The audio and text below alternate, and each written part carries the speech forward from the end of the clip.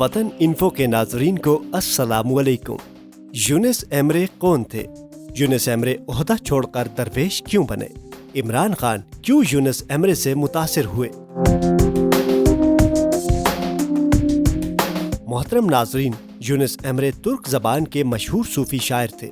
Yunus Emre 1238 में तुर्की के ASCII शहर के सारिकोई नामी इलाके में पैदा हुए। एमरे के मायनी दोस्त, महबूब और आशिक के हैं। आप रहमतुल्लाह अलैह का घराना गांव में एक गरीब किसान की हैसियत से हल चलाकर गुजर औकात किया करता था। यूनुस एमरे 13वीं सदी ईस्वी में अनातोलिया में, जिसका बेशतर हिस्सा दौरे हाजिर का तुर्की कहलाता है, रिहाइश पजीर रहे। यूनुस एमरे की जिंदगी के बारे में बहुत सी मुसद्दका मालूमात तो तारीख के औराक में गुम होकर रह गई हैं, लेकिन उनकी जिंदगी के बहुत से किस्से आज भी तुर्क लोक दास्तानों का अहम हिस्सा है, जिन्हें बहुत शौक से पढ़ा, सुना और गाया जाता है। नाज़रीन, पाकिस्तानी और बैनुल अक़वामी शख्सियात और पाकिस्तान के मशहूर मकामात की मुकम्मल बायोग्राफी देखते रहने के लिए वतन इन्फो को सब्सक्राइब कर लें ताकि आपको वक्त पर नोटिफिकेशन मौसूल हो। दोस्तों, 1071 में जब अनातोलिया में सल्जोक सल्तनत कायम हुई तो कोनिया को उसका दारुल हुकूमत चुना गया और उस दौर में इस्लामी तहजीब और सकाफत को फरोग देने पर खास तवज्जो दी गई। यही वो दौर है जब इस इलाके में मौलाना जलालुद्दीन रूमी, इब्नुल अरबी और यूनुस एमरे जैसी शख्सियात सामने आईं। नाज़रीन, इब्नुल अरबी की मुकम्मल बायोग्राफी हमारे चैनल पर मौजूद है, जिसका लिंक डिस्क्रिप्शन में दे दिया गया है।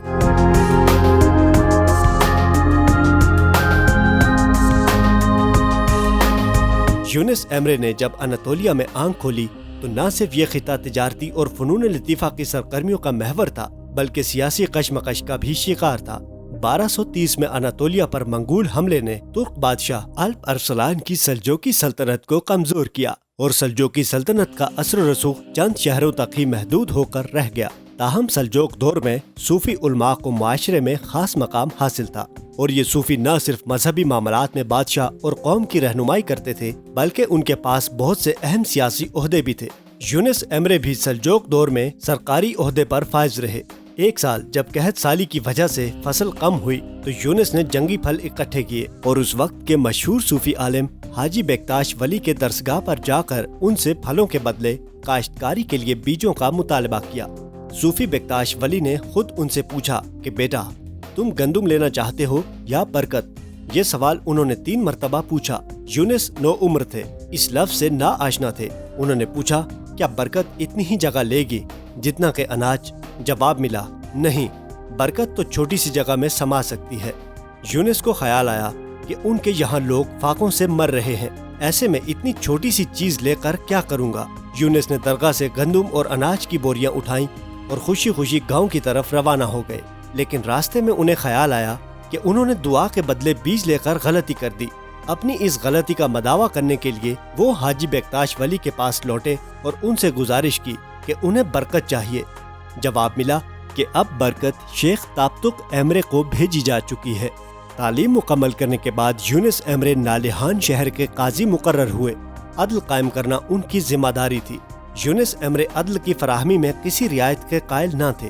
काजी यूनुस एमरे के फैसलों और कई इकदामात ने जल्द ही नालिहान शहर के अवाम में उनकी धाक बिठा दी।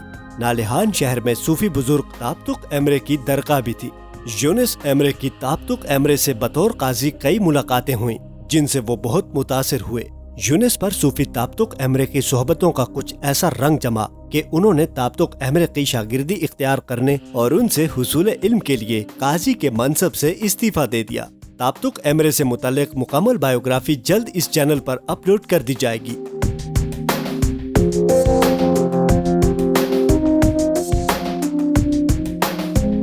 यूनुस एमरे ने 40 साल ताब्तुक एमरे की शागिर्दी में गुजार दिए। ताब्तुक एमरे का ताल्लुक उस सूफी सिलसिले से था जो अपनी इबादत में सुर और साज का इस्तेमाल करते हैं और यूनुस एमरे को अपने उस्ताद का साज बहुत पसंद था। एक मरतबा वो ताब्तुक एमरे की खानका छोड़कर चले गए। कुछ ही अरसा बाद उन्हें अपनी गलती का एहसास हुआ तो उन्होंने वापस जाकर अपने उस्ताद से माफी मांगकर उनकी शागिर्दी में लौटने के बारे में सोचा। जब वो अपने उस्ताद की रिहाइशगाह पर पहुँचे तो उनकी मुलाकात ताब्तुक की अहलिया से हुई। यूनुस एमरे ने उनसे पूछा कि क्या उन्हें उस्ताद माफ कर देंगे या नहीं, जिस पर ताब्तुक की अहलिया ने उन्हें मशवरा दिया कि वो उनके दरवाजे के आगे बैठ जाए। استاد کی اہلیہ نے کہا کہ جب تابتک نماز فجر کے لیے نکلیں گے تو چونکہ ان کی بنائی کمزور ہے، ان کے قدم لامحالہ یونس سے ٹکرائیں گے اور وہ پوچھیں گے کہ کون ہے، تو اہلیہ انہیں بتائیں گی کہ یونس ہے۔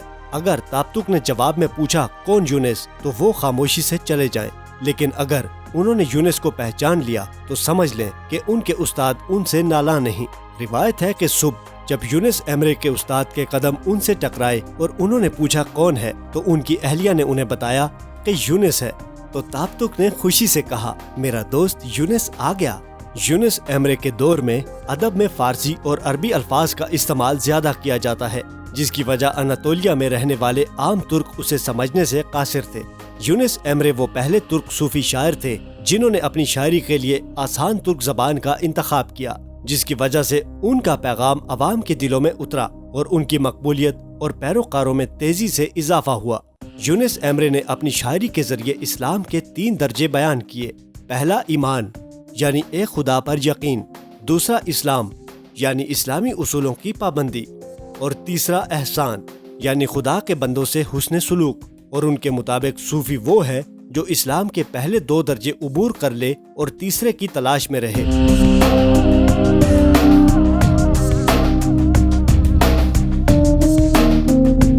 یونس ایمرے کی شاعری کا سب سے پرانا ریکارڈ 15ویں صدی کے مسودوں کی صورت میں ملا ہے، لیکن اس کا مطلب یہ نہیں کہ انہوں نے اس سے پہلے کوئی شاعری ترتیب نہیں دی، بلکہ یونس ایمرے کی بہت سی شاعری اور ان کی زندگی کے واقعات سینہ بہ سینہ نسل در نسل منتقل ہوئے، مگر وقت کے ساتھ ساتھ ضائع بھی ہو گئے۔ یونس ایمرے کو خالص ترک زبان کے ادب کا بانی مانا جاتا ہے۔ وہ پہلے شاعر تھے جنہوں نے اپنی شاعری میں صرف ترک زبان کا استعمال کیا۔ اسی لیے 1923 میں جب مصطفیٰ کمال اتا ترک نے جدید سیکولر ترکی کی بنیاد رکھی تو انہوں نے قوم پرست نظریے کو بڑھاوا دینے کے لیے یونس ایمرے جیسے متعدد ترک ادیبوں، دانشوروں اور شاعروں کے کام کو فروغ دیا۔ یونس ایمرے نے 1320 میں وفات پائی۔